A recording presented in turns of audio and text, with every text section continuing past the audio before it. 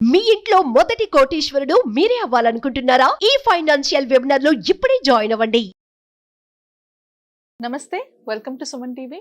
నేను మీ Rama Rajesh, chartered wealth manager and mutual fund distributor. ఈరోజు ఎస్ఐపిల గురించి మాట్లాడుకుందాం.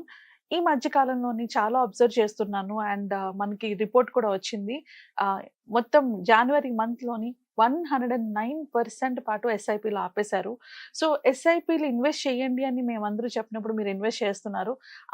అలాంటప్పుడు ఆపేసినప్పుడు కూడా మీకు తెలియాలి కదా మీరు ఎలాంటి మిస్టేక్ చేస్తున్నారో. సో అందుకని ఈ వీడియోని చేయాలనుకుంటున్నాను.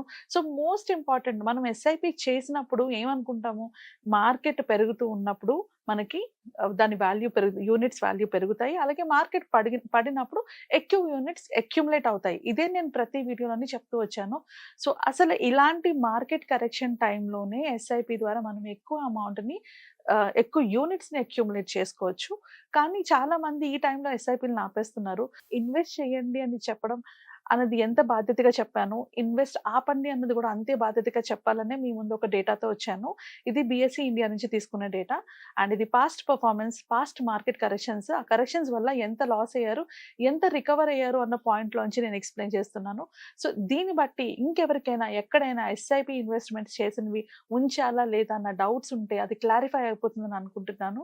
సో ఈ వీడియోని ఖచ్చితంగా చూడండి అండ్ ఎవరైతే ఎస్ఐపి ఇన్వెస్ట్మెంట్స్ చేస్తున్నారో వాళ్ళందరికీ కూడా షేర్ చేయండి. ఓన్లీ ఎస్ఐపి కాదు, మ్యూచువల్ ఫండ్స్లో ఎవరు ఇన్వెస్ట్ చేసినా కూడా ఈ డేటా క్లియర్గా తెలుసుకుంటే మీకు ఒక క్లారిటీ వస్తుంది కంటిన్యూ చేయాలా వద్దా అనేసి. ఎందుకంటే ఈ లాస్ట్ 4 years నుంచి కంప్లీట్లీ బుల్ మార్కెటే ఉంది. ఇప్పుడు సడన్గా మార్కెట్ ఫాలో అవడంతో ఈ మధ్య కాలంలో ఇన్వెస్ట్ చేసిన వాళ్ళందరూ పానిక్ అయిపోతున్నారు. అలా అవ్వకుండా ఉండాలి అంటే అసలు ఈ మార్కెట్ కరెక్షన్ ఏంటి, ఇది ఎప్పుడు వస్తుంది, రావడం వల్ల వచ్చిన బెనిఫిట్స్ ఏంటి అన్నవి క్లియర్గా తెలుసుకుందాం. సో ఇప్పుడు నేను చెప్పినట్లు ఆ డేటాలోని బిఎస్సి ఇండియా నుంచి తీసుకున్న డేటాలోని ఇప్పటి నుండి అంటే 2000 నుంచి 2025 వరకు మొత్తం ఎన్ని కరెక్షన్స్ వచ్చాయి, ఈ కరెక్షన్స్ వల్ల ఆ టైంలో ఇన్వెస్ట్ చేస్తున్న వాళ్ళు ఎంత నష్టపోయి ఉంటారు, ఒకవేళ ఆ టైంలోని ఇన్వెస్ట్మెంట్ కంటిన్యూ చేసిన వాళ్ళు ఎంత లాభపడి ఉంటారు అన్న పాయింట్ ఆఫ్ వ్యూలో ఎక్స్ప్లెయిన్ చేస్తున్నాను.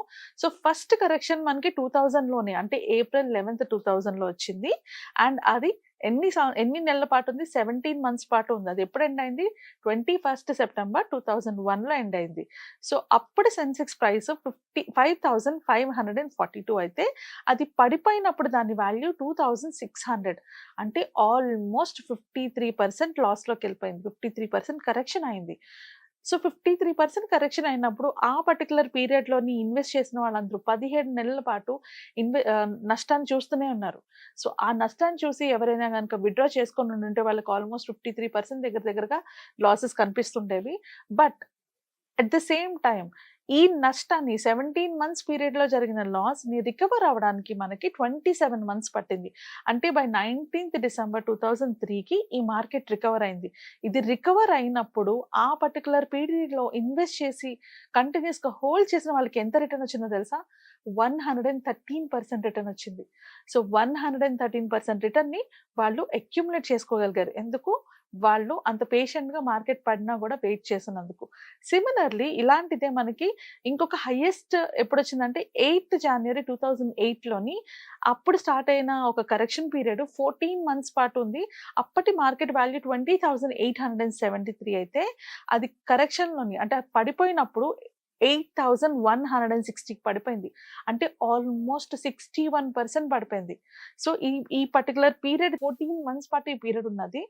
సో 61% వరకు ఇది పడిపోయింది అండ్ రికవర్ అవడానికి మనకి 20 months పట్టింది.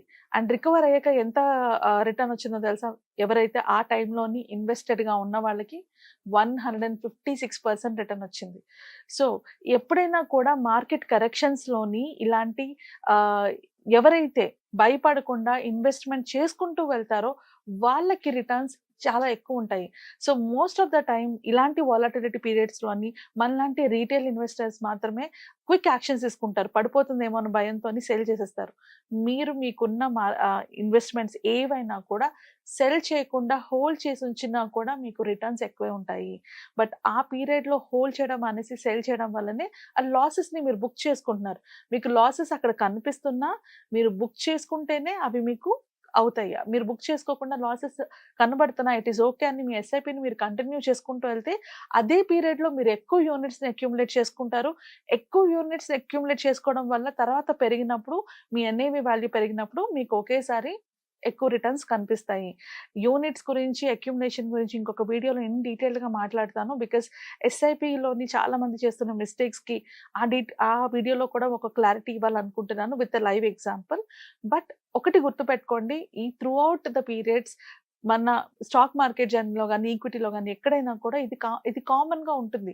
కరెక్షన్ ఫేజ్ ఉంటుంది. రికవరీ ఫేజ్ ఉంటుంది. సో, కరెక్షన్ ఫేజ్‌లోనే ధైర్యంగా ఉండాలి. కంటిన్యూ చేయాలి. బికాజ్ మనం చేసిన ఇన్వెస్ట్‌మెంట్స్ ఏవి కూడా ఇప్పుడు రైట్ నౌ రిజల్ట్స్ కోసం చేయలేదు. మనం పెట్టుకున్న ప్రతి ఇన్వెస్ట్‌మెంట్ కూడా గోల్ ఓరియెంటెడ్‌గా పెట్టుకున్నాం కాబట్టి, అంటే ఫ్యూచర్‌లో యూజ్ అవుతుందని పెట్టుకున్నాం కాబట్టి, ఆల్మోస్ట్ అందరికీ తెలుసు మ్యూచువల్ ఫండ్ ఇన్వెస్ట్‌మెంట్స్ రిటర్న్స్ కావాలంటే మినిమమ్ 7 ఇయర్స్ నుంచి 10 ఇయర్స్ పాటు ఉండాలి అనేసి. సో, ఆ 7, 10 ఇయర్స్ పీరియడ్‌లోని ఇప్పుడు చిన్న షార్ట్ టర్మ్ వాలటిలిటీ వల్ల సెల్ అయితే చేయొద్దు. ఆన్ ఎన్ యావరేజ్ 2000 నుంచి 2005 వరకు చూసుకుంటే యావరేజ్ కరెక్షన్ పీరియడ్ 7.3 మంత్స్ మాత్రమే ఉంది. And average recovery period 12.4 months ఉంది. సో, ఈ పర్టిక్యులర్ ట్రెండ్ ఇప్పుడు సెప్టెంబర్‌లో స్టార్ట్ అయిన ఈ పర్టిక్యులర్ మార్కెట్ కొలాప్స్ అంటే సెప్టెంబర్ 26న 85,836 ఉండేది సెన్సెక్స్. అది ఇప్పుడు 17థ్ ఫిబ్రవరికి 75,996కి పడిపోయింది. సో, ఇది 4.5 మంత్స్ నుంచి కంటిన్యూ అవుతుంది. ఇది ఇంకొన్ని రోజులు కంటిన్యూ అవ్వచ్చు. అండ్ దీని తర్వాత రికవరీ ఫేజ్ ఉంటుంది. ఇప్పటి వరకు మార్కెట్ కరెక్షన్ ఎంత అయింది? 11.5% అయింది మార్కెట్ కరెక్షన్. ఇంతకన్నా తగ్గిపోవచ్చు. ఆ తర్వాత మళ్ళీ రికవరీ ఫేజ్‌లోని ఎంతకెంత తగ్గిందో అంత ఎక్కువే పెరుగుతుంది. సో, ఈ పీరియడ్‌లోని ఎలాంటి న్యూస్‌లు చూసి ఎస్ఐపీలు గనక స్టాప్ చేయకండి. ఎస్ఐపీలు కంటిన్యూ చేయండి. బికాజ్ లాంగ్ టర్మ్‌లోని ఎస్పెషల్లీ ఎస్ఐపీలోని కంటిన్యూ చేస్తేనే మీరు ఎక్కువ రిటర్న్స్‌ని పొందగలరు.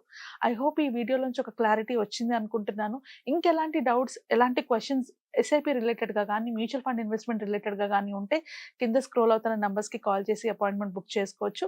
లేదా మీ దగ్గరలో ఉన్న ఎవరైనా అడ్వైజర్ దగ్గరికెళ్లి డీటెయిల్స్ తెలుసుకోవచ్చు. ఈ వీడియోతో మీకు ఆ క్లారిటీ వచ్చిందనుకోని ఇంకొక వీడియోలో మళ్ళీ కలుద్దాం. Thank you.